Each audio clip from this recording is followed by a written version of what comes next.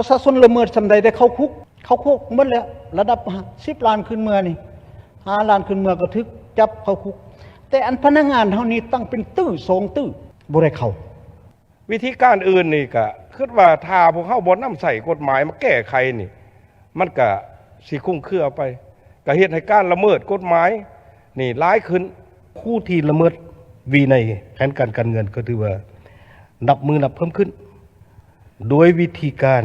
และรูปแบบการโซลัดบางเรื่องที่เลิกแลกเขาข้าพเจ้ายังมีคำเห็นแลกเปลี่ยนเกี่ยวกับการแก้ไขพ้นของการกวดกาก็คือการตรวจสอบของเฮานี้จะสันมาเบิ่งแล้วตัวเลขอันนี้คือพวกเฮาได้รับรู้มันเป็นพยาธิซ้ำเหือมาหลายปีแล้วมาถึงปัจจุบันนี้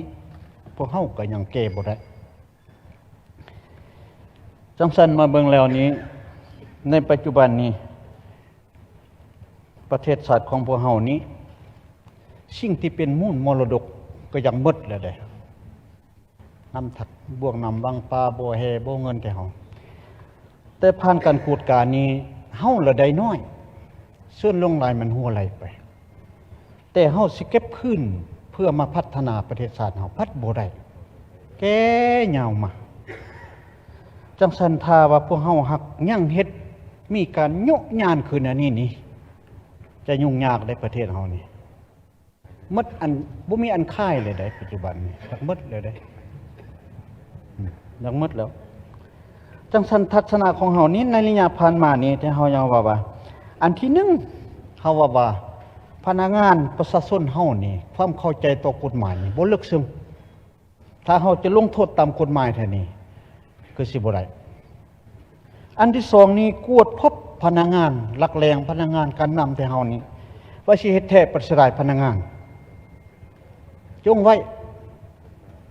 มันละเป็นแนวนี้บรรดาท่านจังสันข้าพเจ้าเห็นควรว่าถ้าว่าพวกเฮาจักพัฒนาประเทศชาติพวกเฮานี่เดี๋ยวนี้นี่ประชาชนนี่ก็แม่นประชาชนเฮาว่าเรื่องการโฆษณาเผยแพร่กฎหมายเฮานี่บ่ทั่วถึงบ่ลึกซึ้งบ่ฮอดห้วยลึกผู้สูงบ่ฮอดเขตผู้ด้อยแม่แต่ประชาชนนี่บ่ได้ละเมิดหลายได้ประชาชนละเมิดสำใดได้เข้าคุกหมดแล้วระดับ10 ล้านขึ้นเมื่อนี่5 ล้านขึ้นเมื่อก็ทึกจับเข้าคุกแต่อันพนักงานเท่านี้ตั้งเป็นตื้อ2 ตื้อบ่ได้เข้ามันเลยเป็นนั่นอันนี้แม่นพวกเฮาจะลองตีราคากันเบิ่งสภาพพวกเฮานี่ก็หลายสมัยแล้วสมัยที่เก่าเลยเด้องค์การบริหารรัฐก็จักกี่สมัยนี่มันยังจักสมัยเฮาจึงสิเฮ็ดได้คือแนวนี้นี่จังซั่นทัดข้าพเจ้านี้จังว่าเฮาพร้อมกันเด็ดขาดตามกฎหมายซะเด็ดขาดซะมันจะเฮ็ดให้ประเทศชาติเฮานี่มาเทียบเสมแบบปัญหามูลค่าที่เฮากวดพบเห็นนี่ถ้าเฮาเก็บได้นี่ถนนหนทางเฮาก็สิมีเงินแปลงได้บรรดาท่านเฮาเว้าเรื่องปัญหาเรื่องท่องเที่ยวเฮานี่เป็นเรื่องสำคัญเป็นพื้นฐานการเก็บรายรับของเฮานี่ก็เว้าละบ่มีอันพัฒนาตัวอย่างคือแขวงหัวพันในสงวนอันว่าหินตั้งผู้กุกเพื่อเป็นแหล่งท่องเที่ยวเดี๋ยวนี้บ่ได้มีทุนพัฒนาเม็ดแล้วหินตั้งนั่นถ้ามีทุนก็จักสิพัฒนาหยังมันบ่มีอันเดเบิ่งแล้วปัญหาสำคัญจังซั่นทัศนะของข้าพเจ้านี้อยากว่าเฮ็ดแนวใดก็เฮ็ดเฮาพร้อมกันปฏิบัติตามกฎหมายซะแต่แม่นพนักงานคันใดก็อย่าถ้าผิดตามกฎหมายก็มันปฏิบัติตามกฎหมายกวดพบแล้วและอันนั้นนึงอันที่2มาเขาจะเว้าจักบ่ให้องค์การบริหารรัฐกับอง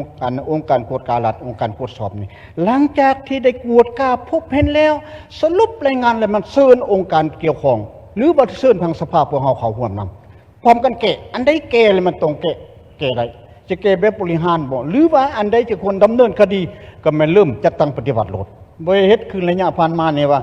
แม่นแล้วองค์การกวดการัฐองค์การตรวจสอบบ่แม่นองค์การแก้ไขแม่นองค์การกวดกาเพื่อให้มันเห็นปัญหาเห็นอันดีเห็นอันอ่อนแล้วมอบให้องค์การบริหารรัฐแก้แต่เฮาเฮ็ดเดี๋ยวนั้นแล้วแต่ว่าอยู่ในนี้รัฐบาลก็พยายามว่าถ้ามาบ่ใดบ่แก้ต้องแก้กับผู้บ่แก้อันนี้ก็เคยเว้ากันมาแล้วตีก็บ่แก้นะกับผู้บ่แก้นั่นน่ะมันไม่แน่ได้แท้อันจามันบ่แก้นั่นน่ะ มันยังอันใดอันข้างมันจังบ่แก่กับผู้นี้นะมันเลยเฮ็ดให้ลามไปนั่นนะสันทัศนะของข้าพเจ้าว่าสุดต่อไปนี่เฮาเริ่มเฮ็ดกวดสอบเห็นแล้วมันจัดกองประชุมร่วมกันโลดมอบให้องค์การบริหารรัฐนั่นถามว่าผู้ใดบ่แก่ก็ต้องเฮ็ดตามกฎหมายแท้ๆนะอันนี้มันทัศนะของข้าพเจ้านี่อยากมีคำเห็นแนวนั้นแหละอยู่ในสององค์การดังกล่าวนี้เนาะได้ว่ายิ่งใส่บทรายงานข้าพเจ้าก็เห็นว่าในระยะอาทิตย์หนึ่งที่ผ่านมาพวกเขาได้มีความคิดความเห็นกันหลายต่อการจัดตั้งปฏิบัติแผนพัฒนาเศรษฐกิจสังคมก็คือการจัดตั้งปฏิบัติ2 วาระแห่งชาติเห็นว่าความยุ่งยากทางด้านเศรษฐกิจของประเทศเฮานี่ก็ส่วนหลายพวกเขาก็อิงใส่สภาพของโลกภาคพื้นและสภาพภายในและการเก็บรายรับของพวกเขาก็สามารถกลุ่มข้องแต่รายจ่าย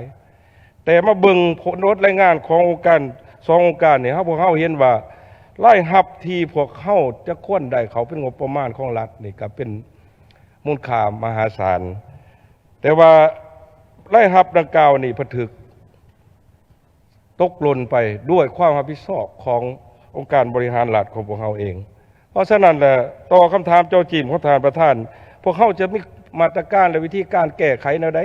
ต่อปัญหาผลของการกวดกาและกวดสอบนี้อันนี้ข้าพเจ้าว่ามาเบิ่งแล้วแหละการจะตั้งปฏิบัติบอกว่าการลงทุนคุ้มครองการลงทุนของรัฐก็ดีการตีราคาอยู่ใน2 ภาคส่วนนี่แจ้งนะข้าพเจ้าคิดว่าถือว่าบ่งมติแจ้งเนาะบ่งมติแจ้งถือว่าอันนึงมาแล้วก็การคุ้มครองโครงการลงทุนของรัฐทั้งที่เฮ็ดทดลองก็ดีทั้งที่ปกติก็มีแม่นละเมิดกฎหมายทั้งนั้นเฮ็ดให้รายรับงบประมาณของพวกเขานี่ตกหล่นไปรายรับที่เก็บเห็นแล้วบ่เหมาะเขางบประมาณอันนี้มันเป็นปัญหาที่หลายท่านได้ยกขึ้นว่าถ้าพวกเขาบ่แก้อย่างจริงจังพวกเขาก็จะอยู่ในฐานะที่ยุ่งยากทางด้านเศรษฐกิจคือแนวนี้ท่านประธานเพราะฉะนั้นแหละการแก้ไขนี่ข้าพเจ้ายังเอกภาพและสนับสนุนหลายฐานที่มีความเห็นพวกเขาว่าคือว่านับแต่กองประชุมสุดนี้สำเร็จนี่คือว่าพวกเขาต้องได้พร้อมกันเด็ดขาดในการจะตั้งปฏิบัติกฎหมายวิธีการอื่นนี่ก็คือว่าถ้าพวกเขาบ่นำใส่กฎหมายมาแก้ไขนี่มันก็สิคุ้มเครือไปก็เฮ็ดให้การละเมิดกฎหมายนี่ร้ายขึ้นเนาะการกวดสอบเห็นแล้วก็สิท้อถอยได้ต่อไปนี่ถ้าพวกเขาเด็ดขาดก็คือว่าปัญหาการสละมาลวงหรือว่าการละเมิดกฎหมายพวกเขานี่จะลดลงเฮ็ดให้สังคมก็มีความเสื่อมมั่นต่อการสี่นำพาของพวกเขานี้สภาพการกวดกาในระยะพันมานี้ก็พ่อก็เห็นได้ว่าการกวดกานี้ก็ถือว่ามีหลายอันที่ลักษณะอันเป็นพ้นเด่นจากองค์การกวดการรัฐบาลและมาเป็นองค์การกวดกาแห่งรัฐอันนี้ก็เฮ็ดให้บรรดาปัญหาต่างๆก็ถือว่าผ่านการฟังเบิ่งกับองค์การดังกล่าวนี้ทางองค์การกวดสอบได้มีความพยายามเลยเฮ็ดให้เห็นได้บรรดาผลปัญหาและสามารถสังรวมในรายงานต่อกองประชุมของสภาแห่งชาติในชุดนี้ได้และเรื่องการกวดกานี้ก็นับตั้งแต่ขั้นศูนย์กลางลงฮอดท้องถิ่นก็ได้มีความพยายามได้มีการจัดตั้งได้กวดกาอย่างแข็งขัดเข้มงวดที่สุดแต่เห็นว่าถึงว่าพ่อได้มีความเอาใจใส่ที่สุดแต่เห็นว่าในระยะพันมานี้เห็นว่าผู้กระทำผิด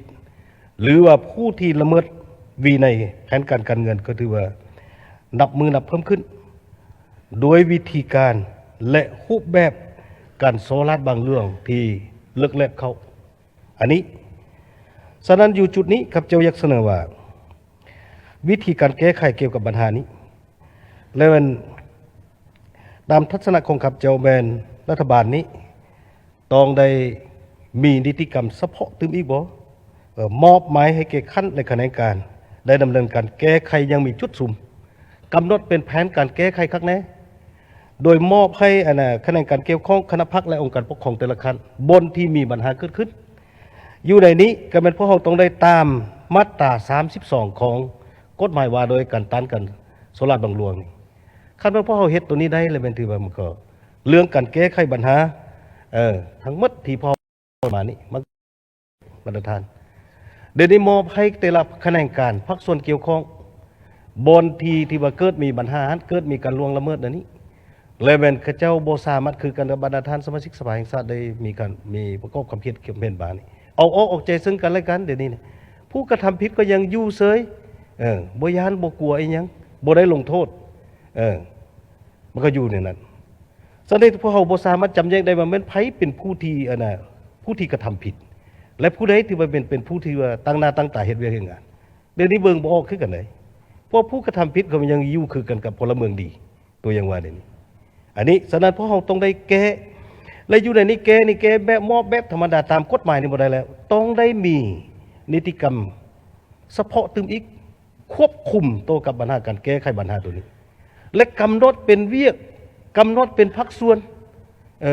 มีจักภาคส่วนสิแก้นี่นะสิเก็บเงินคืนนี่มีไผได้อยู่จุดใดเด้และไผเป็นผู้เฮ็ดต้องได้เว้ากันคักแน่นี่นะบ่แม่นในแต่ละปีเขาพ่อก็มาเห็นได้อยู่ปัญหาโคกของคลังจุดอ่อนหรือว่าพ้นของการกวดกากวดสอบพ่อก็เห็นนำกันหมดแต่ว่ามาอ่านให้กันฟังมาสรุปให้กันฟังซื่อๆแต่ว่าบ่ได้รับการแก้ไขได้ก็ถือว่าเป็นจำนวนเล็กๆน้อยๆเท่านั้นซื่อพ่อเลยมักซุมใส่แต่ปัญหาเวียกน้อยแต่ว่าอันใหญ่ๆเป็นไหลใหญ่หั่นถือว่าพ่อบ่ได้รับการแก้ไขอันนี้ซะได้จากปัญหาดังเก่านี้แล้วมันเฮ็ดให้ผู้กระทำผิดนี่มันบ่ยานบ่กลัวบ่เคล็ดลับ